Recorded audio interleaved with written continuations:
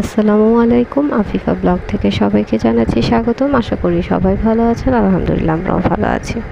শুক্রবার দিন বলে কথা, মাঝে মাঝে প্রায় সময় শুক্রবার মায়ের বাসায় যাওয়া হয়। তো যেয়ে দেখি মা তো রান্না করতেছে। তো মায়ের হাতের সব রেসিপি হয়তো বা শেয়ার করতে পারলাম না, বাট পোলাওটা শেয়ার করে ফেললাম আপনাদের সাথে। মা পোলাওটা ইলেকট্রিক চুলায় রান্না করবে, যার কারণে এখানে পরিমাণ মতো চাল ধুয়ে নিয়েছিল 1 কেজি পরিমাণ। তারপর ঘি, পেঁয়াজ কুচি, এলাচ, দারচিনি, লং, তেজপাতা, কাঁচামরিচ, ঘি, সয়াবিন তেল, পরিমাণ মতো লবণ, সব কিছু আর কি একবারে দিয়ে তারপর পরিমাণ মতো এখানে পানি অ্যাড করবে। তারপর কি বলে, বাঁশের কাঠি থাকে অনেকের বাসায়, সেটা দিয়ে মা খুব ভালোভাবে মিক্স করে নেবে। তারপর পরিমাণ মতো পানি অ্যাড করবে তার সাথে সাথে।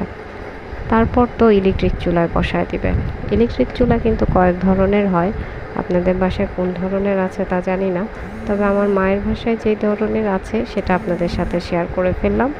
এই ইলেকট্রিক চুলায় মা পোলাওটা রান্না করবে। এখানে টাইম সেট করে দিল, হয়ে গেলে অটো অফ হয়ে যাবে।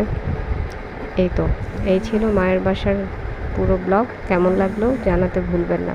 আল্লাহ হাফিজ।